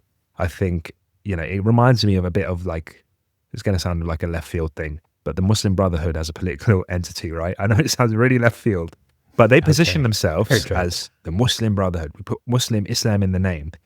What happens then is that everybody who sees them and their policies assumes that they are synonymous with Islam, like the average voter, which is why they garnered a lot of following from people that don't know anything about politics. They see Islam, vote for those people, okay? It doesn't actually mean, they might have their opinion, they have their scholars, they have what they interpret their Islam is, but it doesn't necessarily mean that they are Islam, and any other person who's in a political party other than them following the same political, demographic sort of avenue to get into power isn't a Muslim, right? It kind of creates this, I think that's why they probably create a lot of enemies for themselves. I'm not here for or against. I'm just thinking in reality, if I say, Amin, you make a podcast called Mind Heist, I make a podcast called Mind Muslim, all right? The Muslim Heist, not even Heist, that's negative. But the mindful Muslim, for example. Yeah, Muslim. Exactly. That's a good example. But like, which one am I expecting to be the Islamic podcast that I want to take deen from? It's the one with Muslim in the title, right? And I think Muslim Brotherhood is a perfect example of that, because they create a lot of enemies for themselves in the sense that this one political decision or the manifesto thing, sentence in their thing. Could be an interpretation of Islam. It could be something completely nothing to do with Islam and mubah. But the average voter, the shepherd in the street who gets called to vote, you know, the auntie that wants to put a tick in the box, she thinks, which one is the most Islamic? This one. You know, and it's the same with content. Yeah. It's the same with days. Which one is the most Islamic? This guy, he speaks about Islam. He's part of this circle of Muslims. This must be what Islam is. And that's the assumption. I don't know. I think if you're a farmer or something, you're not that educated. Yes, I agree with you. But if you're somewhat educated, I mean, you have the responsibility to sift and filter, really. The vast majority of... There are so many people. Like, think about it, bro. Like, we're on this podcast right now. We're critiquing people. We have people in our head maybe when we're talking. We have people we're praising as well, right? And we have formed this opinion of those people. Where did that opinion come from? We're sifting and filtering. There are people that I've watched one video of. I'm not interested in them. There are some people. There's one guy who just he's done some good work, but he's kind of ruining it in the process of ruining it.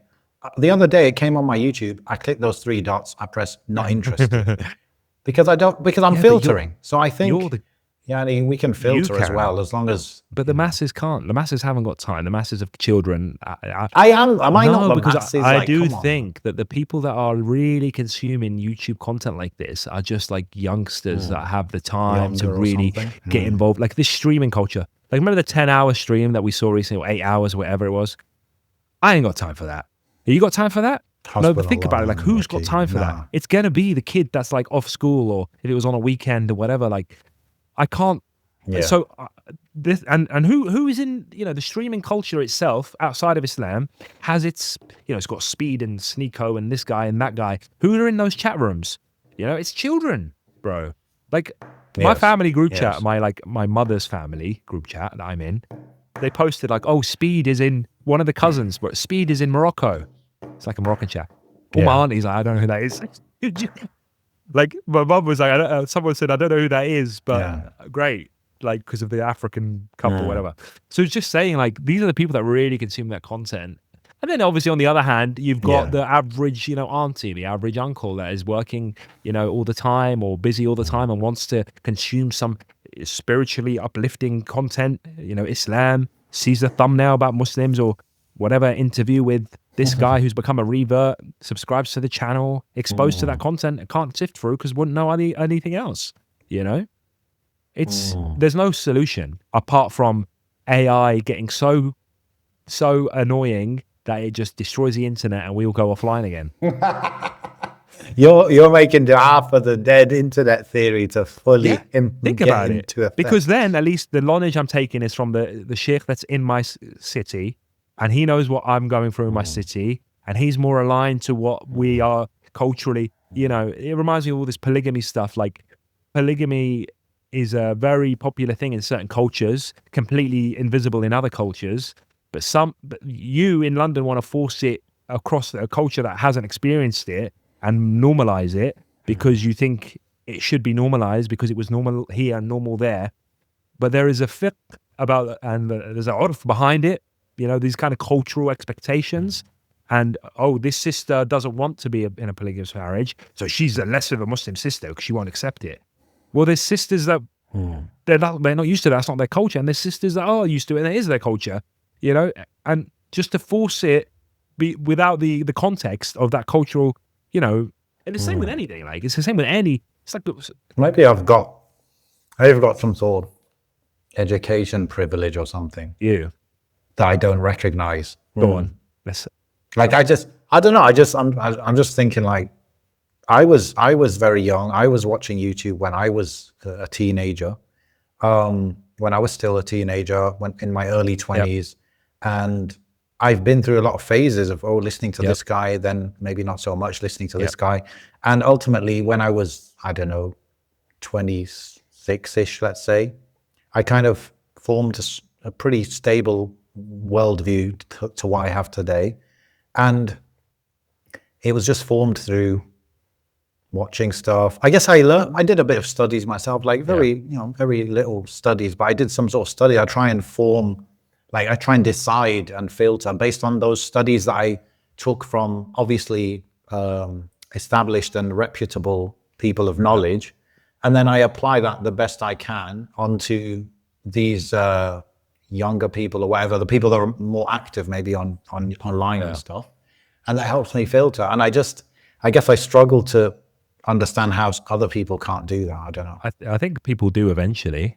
You know, I think it comes with age. I'm, primarily talking about individuals that haven't reached that point in their lives yet. I think having kids and, and by the time they're that age, their worldview might have been a bit the messed danger up is, yeah, exactly. The danger is they make decisions based on the advice and the worldview that is implanted in them by these individuals that actually then damages echo chamber. It damages the foundation they build. Like it damages their marriages, it damages who they marry, the choice in marriage, what they get involved in. That's true. Their career choice, exactly. That, what they speak up against, what they don't, how they approach non-Muslims, how they don't. Oh, I'm anti-gay, whatever it is. And I'm going to say it, and I'm going to wreck my career because of it, and I'm going to get on the news and do this thing, and I'm going to do I'm going to be outlandish because all these Dawa guys are outlandish because they make content, but I think I need to emulate that, and it's dangerous. It's copycat behavior. You get married, not through any influence necessarily online. You can get married through an app, as far as I know. I didn't get married through some sort of app or anything like Twitter, but I found my wife, so I didn't get married through a dating app or whatever it is. You know what I mean? But that itself has influence. Even if you look at a spectrum of like marriage apps, who's endorsing them? Which personalities endorse this one and that one and this one? I like this guy. I want to be more like him. He's very, soft and kind and caring and approachable, and he's endorsing this marriage app. So I want someone, I see myself in him. I want a wife that aligns to that. Oh, I follow this guy. He's like a very alpha and very leadership and very dominant and I need to go to that marriage app because I need a submissive woman and a submissive wife that is into that and whatever. I don't know. It goes back to the trust thing we were talking about. Social proof. That is something that, again, if your ego wasn't involved in your content creation, you would be more than happy. I actually think, how like a lot of business guys, especially internet business guys, they will do masterminds where like every 3 months, 6 months, they will come together and they kind of talk about what's working currently in business or whatever, right? And they will have very deep discussions when it comes to Google ads, YouTube ads, this is working. When it comes to content creation, this is working. Like they'll do that, yeah? So Duat should do that as well. And it's like, but I made this video and it got a backlash. Like, what do you guys think? Like, was it too far? How do I, and they should have these discussions. Like, I really identify this as a big problem in our society. And I want to like know the right angle to go down. And like, I think that is happening like in a maybe more informal way, but that's what we need, bro. Like, but the sincerity needs to be there where it's like, you guys tell me, I don't know everything. You guys advise me. What do you think would be this and this and that? I am sympathetic to a lot of them, by the way. Like, I think this is something that, like, I have found myself on the other side of the argument a lot of times because I know how easy it is to just like feel like you need to make content, suddenly get boxed into this Dawa thing. You want to spread your wings and do something else, but you're always known for the Dawa thing. You want to make money because you're like, oh, I'm spending so much time doing Dawa stuff or doing these videos.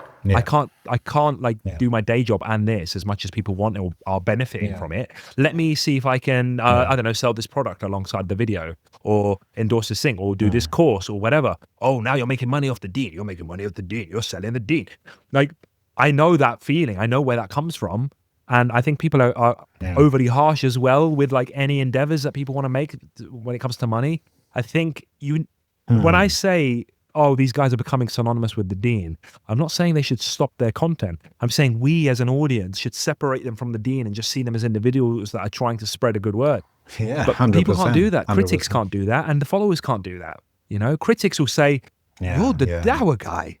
You're making money now. You're making money with the deen now. You made this audience from the Islam and now you're selling stuff to them.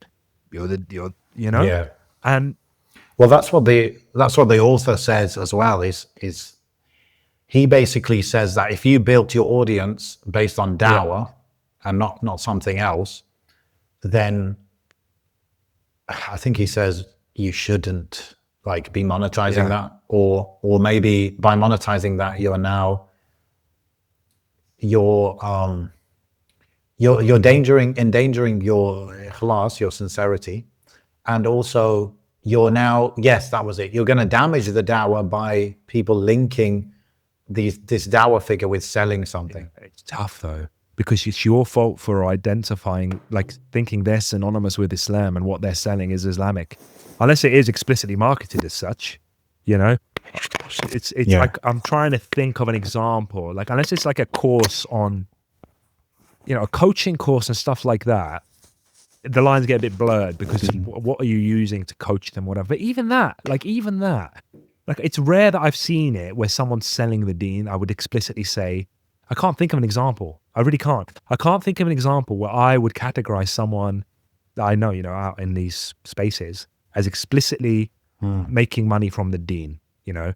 And it's because I can separate this and I see them in real life. A lot of these guys, I've met them in real life. And when I'm sitting with them, akhi, I'm not sitting with them and thinking, this is Sheikh al-Islam. I'm sitting with them as like, oh, this is a human being that makes videos online. I see them as that. Yeah.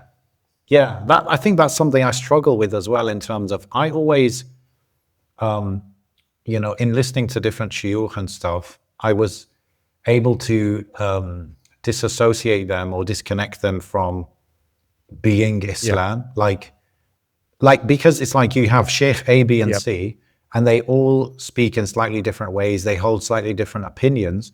The conclusion of that surely is that there are different approaches, just different opinions, different personalities and cultures. No one really can fully represent Islam. Only the Prophet ﷺ does that. I mean, that's the difference between the Prophet ﷺ and everyone else, is that the Prophet ﷺ, whatever he did was now considered law, right?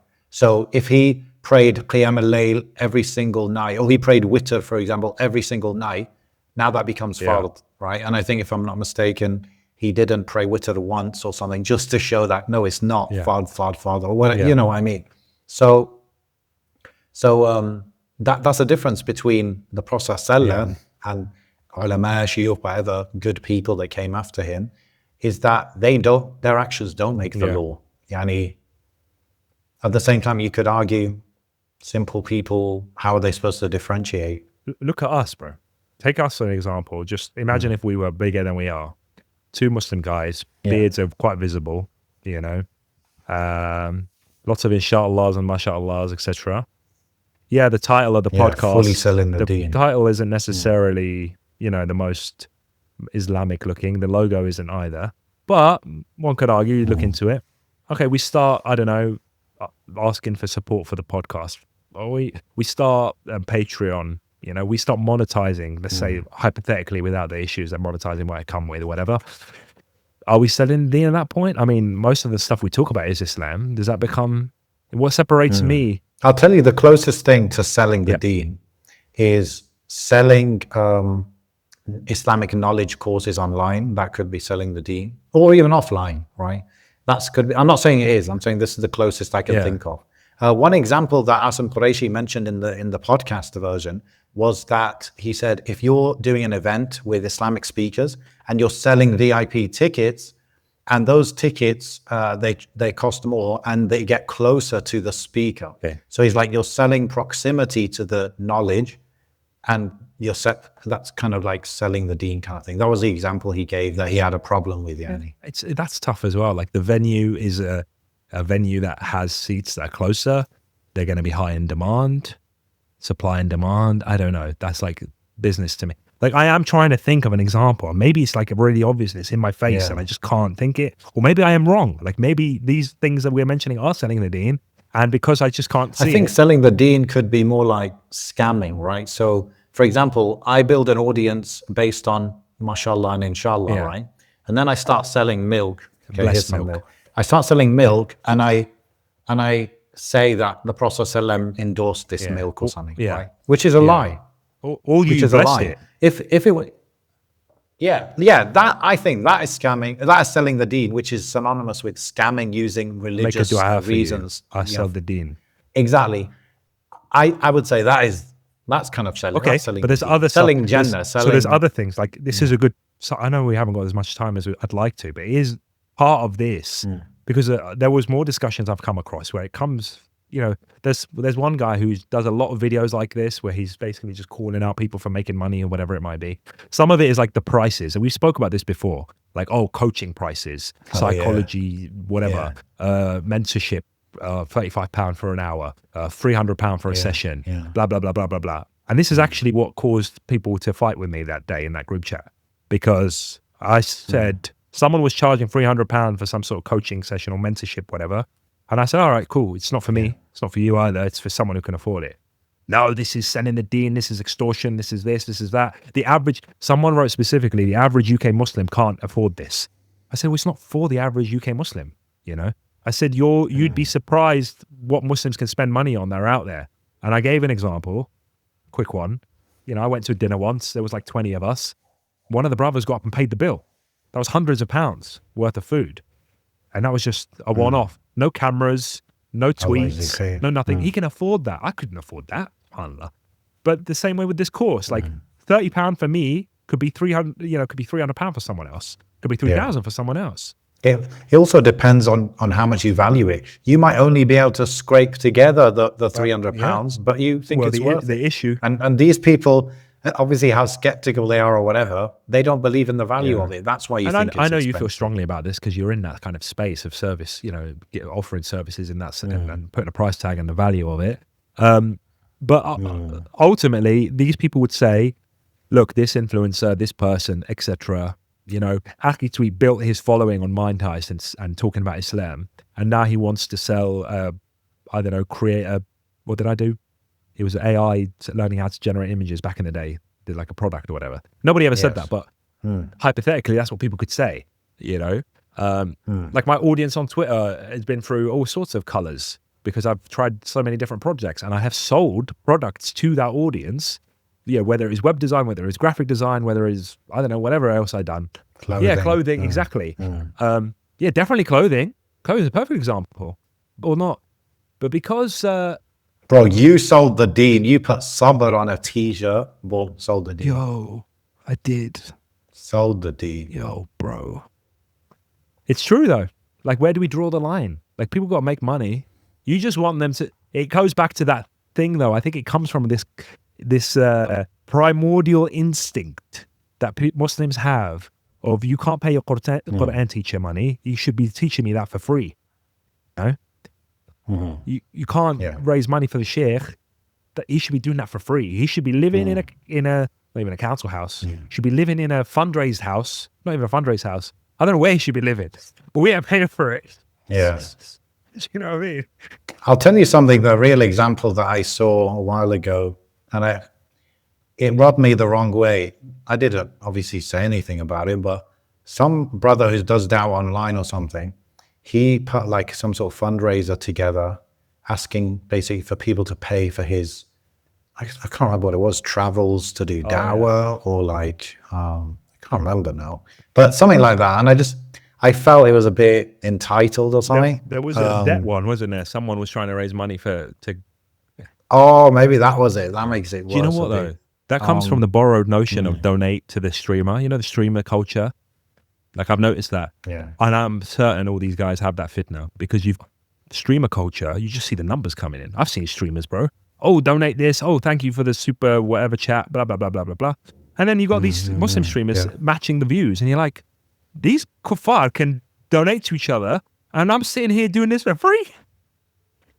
Of course I want to turn the donation link on, What the brother mentioned in the podcast was, he mentioned about in Surah Hud, when it's telling, the story of all these different prophets, and what they all said to their people is, La as'alukum alayhi ajr.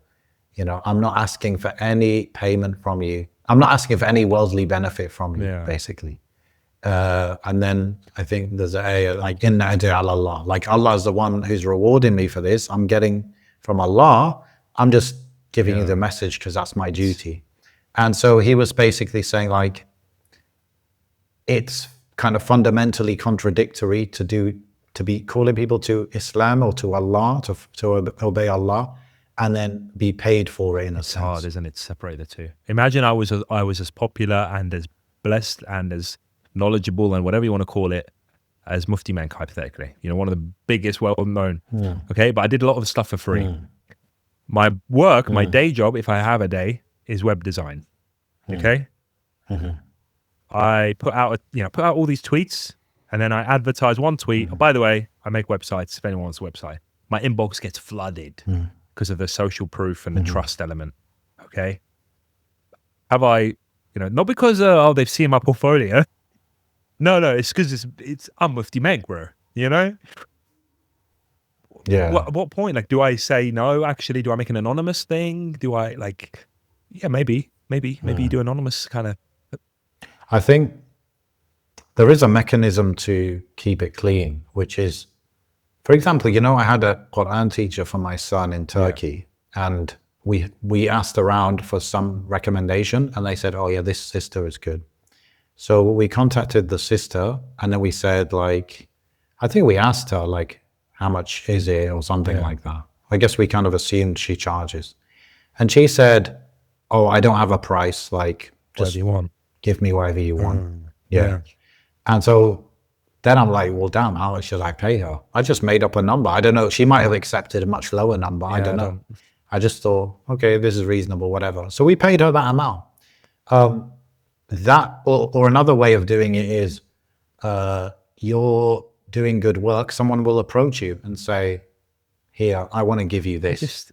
Another way is especially in like Muslim majority countries, I think especially in like Saudi Arabia, there are actual charitable organizations that you can approach, and you can basically do a pitch, and you can say, we're doing this work. It's not, I don't think it's, I want to do this work. It's, we're doing this work. It works like this. It works like this. And, we need funding or whatever. And they fund some of those. I guess they do due diligence and stuff. And also there is that level of accountability where it's like, we'll give you money for the next 3 months, and then we want to see what you're doing, and then we'll give you more. It's tough, man. So it's, you know what it is? Because I have a friend who gets paid for dawah. Okay. And he started out by volunteering for this organization for free, And then they said, well, obviously they feel he's good at it or whatever. They wanted him, They had a position for an actual paid role. And he's like, well, on one hand, it would be my dream. Like, I could spend my whole day just purely doing dawah. On the other hand, I'm worried about my sincerity because now I'm getting paid. There might be a clash.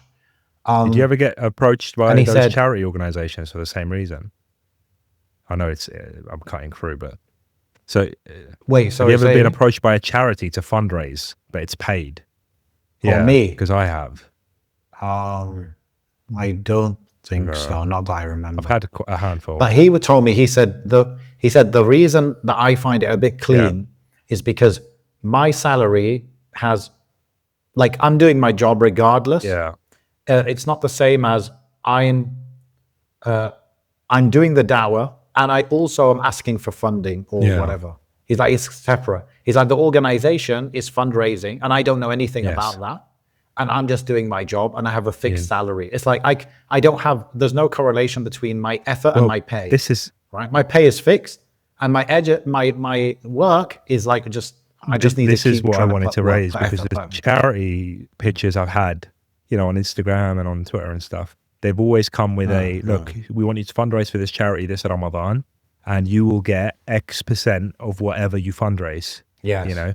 And, I remember reading into I've never done it. I'm pretty sure I've never done it. I'm 99% sure I've never done it.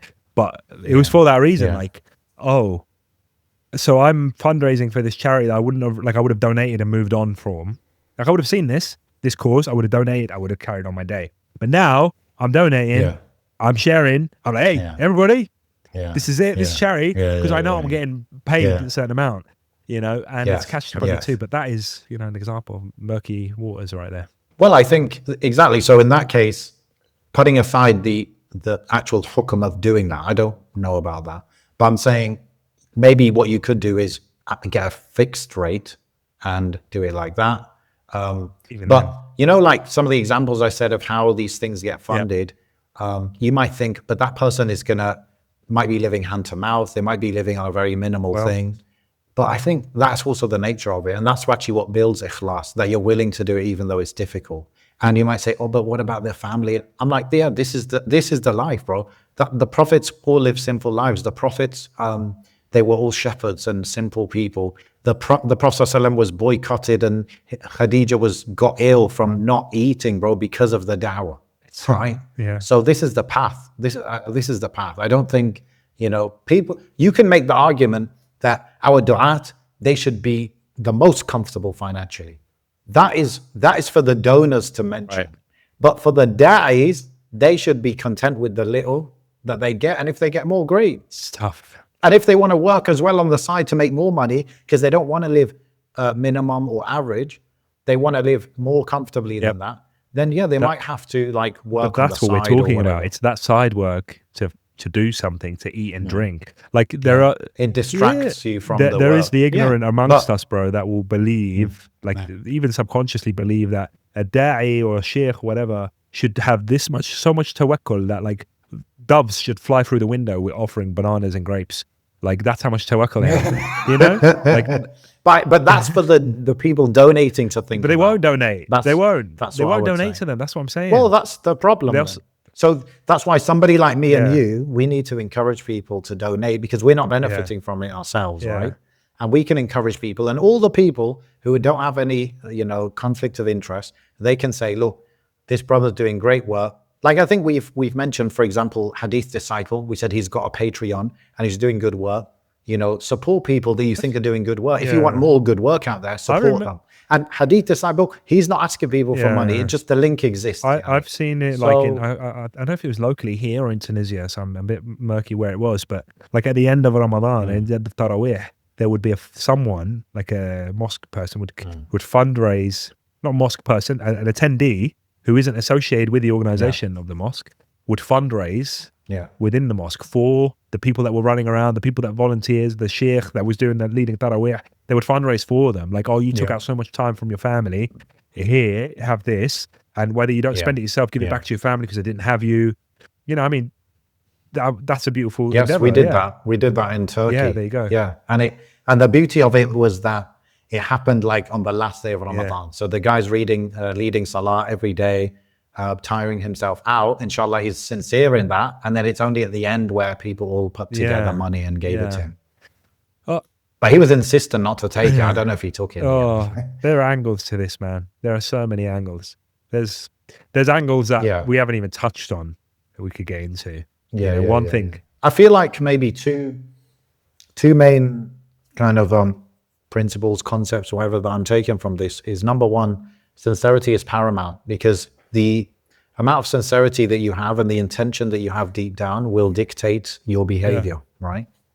The second thing is the medium is the message. Yani, you have to be careful for how the way that the platform you're using to communicate, how it's actually impacting what you say and how you say it. Yeah. Yeah. Well, I can't wait for our AI overlords to destroy the internet, and we will do this podcast by messenger pigeon. Back and forth. Bro, we have to you have to. We'll meet in Tunisia, okay, in the town square, okay, and we'll have a discussion face to face, and we might get a crowd, and we might not. Look, you know what? This is good. The police, at the end of the day, as awful as some drama is, as awful as being on the receiving end of an article like this is, we're keeping each other in check. That's what's important. It makes you second guess every time you're going to do something dodgy. At least someone out there is going to call you out for it. Otherwise, we just run wild. Maybe I risk getting cancelled because I overstepped the boundary. The Muslim community made a video about me. Maybe we need that. Maybe in the heat of the drama, it's ugly, but the aftermath of it, a month, 2 months down the line, it did something and it changed my behavior as a content creator, whatever. You see some people change. You see some people reconcile their differences. I don't know. Maybe it's needed. Maybe it's necessary. Allahu Alam. Yeah. Or maybe it's an ugly fitna and actually I'm wrong. I think like, so there's maybe two levels of escalation. So when someone is putting out damaging content, obviously targeting Muslims, then as a sheikh or a da'iyah or an online da'iyah, whatever, you could make a general piece of content talking about the topic and what's right and wrong. Okay. But then if it's more damaging, like, I don't know how to define the threshold, but when it gets to a next level, then you could say, okay, we need to mention by name, but we would, it probably should only be done by like very senior people or older people or something like that. Obviously with adab, bro. Like, it should never be personal, you know what I mean? It should never be made personal. Yeah. That's basic, I think. People get offended though, even at, you know what, you're right. Let's make no excuses for the lack of adab. Let's just be brotherly. This is it. Like, I know we're going around in circles, but people are so much more charitable with people they've met in real life. It's far more charitable, far more charitable with someone like I know I'm going to see again, or I'm going to sit with, or I've been friends with, or whatever. But online, it's so free game, man. Transactional. Exactly. And we should treat everyone like our brother, like we've sat with them. Yeah. I mean, in the end, the angels are writing regardless, right? So you should think about that. Like, people write the craziest stuff in comments, and it's almost like they actually don't think there's another human on the other side, or they don't think the angels are writing. But it's like, you just call that person a stupid idiot with no brain and no ghira, right? It's like, would you say that to the guy to his I'm guilty face? of doing that before as well. Like, I don't engage in that stuff too much, but I've been in that position where I've read something so ridiculous. I was going to say something else, like ridiculous and awful coming from a Muslim, and I'm like, I just lose my mind. And then go and look for it now. You won't find it, because like a month later or a week later, I've realized I shouldn't have said that, and I delete it. Which is, I like to anyway. So it's easy to. Okay, I think it was a good episode, bro. I think it's a good article as well. Obviously, the article is not rambling like this conversation, just back and forth. It's more structured, blah, blah, blah, more examples. But I think it's good for us to, especially as viewers, like, we have some responsibility. So let's think about what that responsibility is exactly, and then, act on that. Inshallah. You're muted. Do that. Fascinating. There you go. Okay, buy my milk. Blessed with the Buy my milk. It's the blessed milk mind. of Amin Hijra. It will heist your mind with good thoughts. Okay, سبحانك اللهم وبحمدك اشهد ان لا اله الا انت استغفرك واتوب اليك. السلام عليكم. Salam.